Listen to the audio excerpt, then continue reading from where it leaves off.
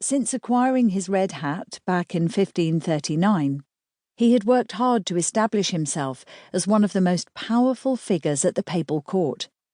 For the last 4 years, his glittering career had been at a standstill after he was abruptly exiled by Pope Paul IV and forced to retire to the provincial backwater of his family estates in Ferrara.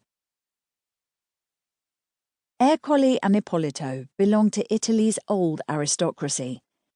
The eldest sons of Duke Alfonso I and his infamous Duchess Lucrezia Borgia, they had a sister, Eleonora, who was abbess of the convent of Corpus Domini in Ferrara, where she had care of the parental tombs.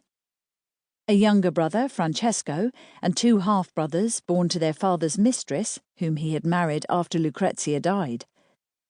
Ercole had been a young man when he inherited the title in 1534. Now, a staid 51-year-old, he had proved a good, if somewhat cautious, ruler. His father had secured him a prestigious bride. In 1528, he'd married Renée of France, the daughter of Louis XIII and aunt to the present king, Henri II. She had given birth to 5 healthy children, 2 sons and 3 daughters. The eldest, Anna, was married to Francis, Duke of Guise, and one of France's premier nobles, whose niece, better known to us as Mary Queen of Scots, was married to the Dauphin. Duke Ercole's heir, Alfonso, now 25 years old, had recently married Lucrezia de' Medici, the daughter of Cosimo I, Duke of Florence. But in the summer of 1559 he was abroad on an extended visit to the French court, leaving his young bride behind with her family. His younger brother, Luigi, named for their royal grandfather Louis, was destined for the church.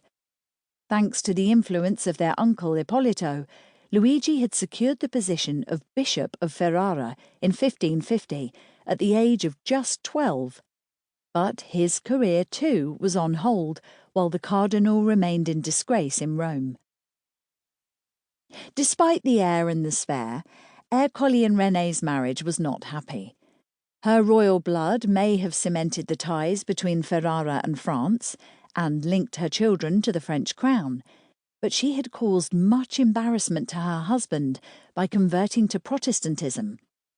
In 1554, under pressure from Paul IV and the Inquisition, the Duke had been forced to make her repudiate her heretical beliefs in public, and to insist on her attendance at Mass in Ferrara Cathedral on important feast days.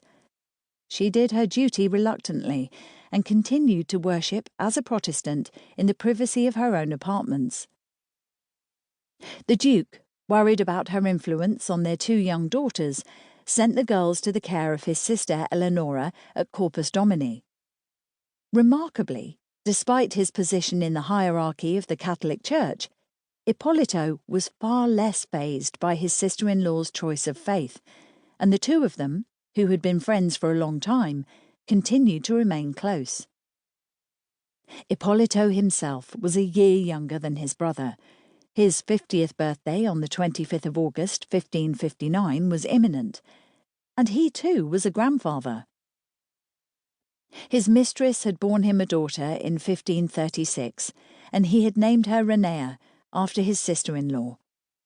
In 1553, Renea married the Lord of Mirandola, a local landowner, and had recently given birth to a daughter, whom she affectionately named Ippolita.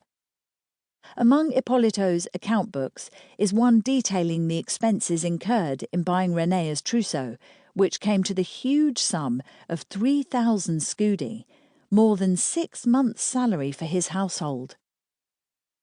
Despite his red hat, Ippolito's tastes remained very much those of the aristocratic world into which he had been born. He certainly enjoyed the company of women. His coach horses were named Beauty, Damsel, Sweetheart, and Pet. His wardrobe inventories show his preference for the tight-fitting doublets and hose of the secular world, rather than the shapeless robes of the church. His gloves were perfumed with expensive musk and ambergris, the unmistakable aromas of wealth. He owned as many peacock feather hats